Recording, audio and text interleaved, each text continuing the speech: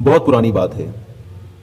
एक जंगल में एक गुरुकुल था जिसमें बहुत सारे बच्चे पढ़ने आते थे। एक बार की बात है, गुरुजी सभी विद्यार्थियों को पढ़ा रहे थे, मगर एक विद्यार्थी ऐसा था जिसे बार बार समझाने पर भी समझ में नहीं आ रहा था।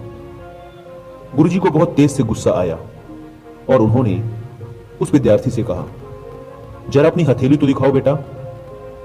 विद्यार्थी ने अपनी हथेली गुरुजी के आगे कर दी। हथेली देखकर गुरुजी बोले, बेटा तुम घर चले जाओ, आश्रम में रहकर अपना समय व्यर्थ मत करो, तुम्हारे भाग्य में विद्या नहीं है। शिष्य ने पूछा, क्यों गुरुजी?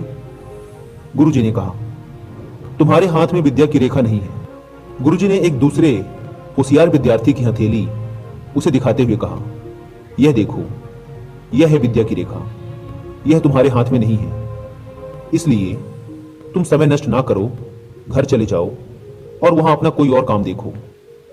यह सुनने के बाद उस विद्यार्थी ने अपनी जेब से एक चाकू निकाला, जिसका प्रयोग वह रोज सुबह अपने दातून काटने के लिए किया करता था।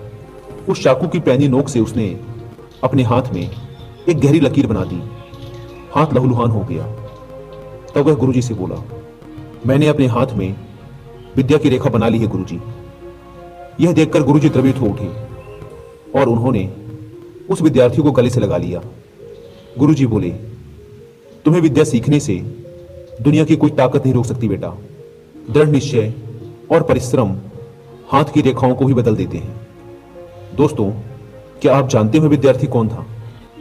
वह विद्यार्थी आगे चलकर महर्षि पणिनि के नाम से प्रसिद्ध हुआ, जिसने विश्व प्रसिद्ध व्याकरण अष्टाध्यायी की रचना की है।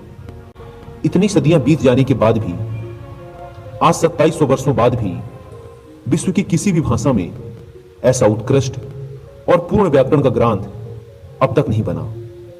तो दोस्तों, इस कहानी की शिक्षा यह है कि लोग चाहे जो भी बोलें, हम हर एक को गलत साबित करते हुए अपनी लगन और परिश्रम के दम पर जो चाहें वो सब कुछ हासिल कर सकते हैं।